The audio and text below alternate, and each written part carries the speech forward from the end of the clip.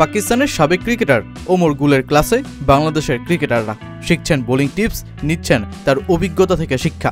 রাত পেরোলেই শুরু হতে যাওয়া টেস্টের আগে টিম টাইগাররা যে দারুণ সময় পার করছে ইসলামাবাদে, তার একটা দৃশ্যই ছবি। পাক লেজেন্ড মোহাম্মদ ইউসুফের সাথেও সাক্ষাৎটা হয়ে যায় মুশফিক, রাজ্জাক, এনামুল হকের। 21 আগস্ট শুরু হচ্ছে 2 ম্যাচের টেস্ট সিরিজের প্রথমটি। সপ্তাহব্যাপী অনুশীলন শেষের পর এখন গন্তব্য 22 গজের উদ্দেশ্যে। 2020 সালের পর এই প্রথম টেস্টে বাংলাদেশের মুখোমুখি হতে চলা পাকিস্তান ম্যাচ শুরুর আগেই আত্মবিশ্বাসী মনোভাবে। টেস্টের 40 ঘন্টা আগে তারা প্রকাশ করল একাদশ।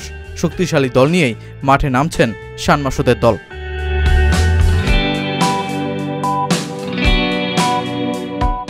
রাওয়ালপিন্ডি টেস্টের উইকেটের এই চিত্র দেখেই বোঝা যাচ্ছে পেসারদের আগ্রাসনে পড়তে হবে ব্যাটারদের। পাকিস্তানও বরাবরের মতো এবারও তাদের স্কোয়াডে শক্তি বাড়িয়েছে পেসেই। 4 পেসার, 6 ব্যাটসম্যান ও একজন ব্যাটিং অলরাউন্ডার নিয়ে সাজানো হয়েছে পাকিস্তানের প্রথম টেস্টের একাদশ। রাওয়ালপিন্ডিতে পাক পেস অ্যাটাক সামলাবেন শাহিন শাহ আফ্রিদি, নাসিম শাহ, মোহাম্মদ আলী ও খুররম শাহজাদ। মোহাম্মদ আলীর টেস্টে অভিজ্ঞতা 2 ম্যাচের। 2022 সালে ইংল্যান্ডের বিপক্ষে নিয়েছিলেন মোটে 4 উইকেট।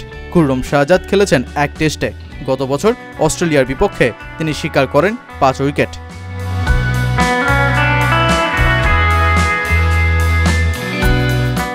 ব্যাটিং বিভাগ সামলানোর জন্য 6 অভিজ্ঞ ব্যাটার নিয়ে সাজানো হয়েছে একাদশ। আবদুল্লাহ শফিক, সিয়াম আয়ুব, শান মাসুদ, বাবর আজম, সৈয়দ শাকিল ও মোহাম্মদ রিজওয়ান। পুরো একাদশে একমাত্র স্পিনার হিসেবে ভূমিকা পালন করবেন অলরাউন্ডার সালমান আলী আগা। অবশ্য বাংলাদেশের বিপক্ষে 17 সদস্যের দলে থাকা একমাত্র বিশেষজ্ঞ স্পিনার আবরার আহমেদকে আগেই এ দলে পাঠিয়ে দেয় আগা সালমানের স্পিন বিভাগ সামলানোর বিষয়টা এক প্রকার নিশ্চিতই ছিল।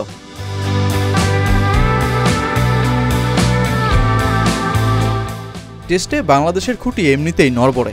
পাকিস্তানে 24 বছরে বাংলাদেশের যে 5 টেস্ট খেলার সুযোগ হয়েছে তার প্রতিটিতে হেরেই বাড়ি ফিরতে হয়েছে টাইগারদের। তার ওপর রাওয়ালপিন্ডির উইকেট হাই স্কোরিং। সবশেষ 2022 সালে এই মাঠেই অস্ট্রেলিয়া ও ইংল্যান্ড ম্যাচে রানের বন্যা হয়েছে। ইংল্যান্ডের তো এক ইনিংসে 4 ব্যাটারের সেঞ্চুরির কীর্তিও আছে। তাই একই সাথে পাকিস্তানের পেসারদের চাপ সামলে বড় স্কোরের পথে যেমন হারতে হবে টাইগারদের, তেমনি টাইগার পেসারদেরও ভূমিকা রাখতে হবে জোর।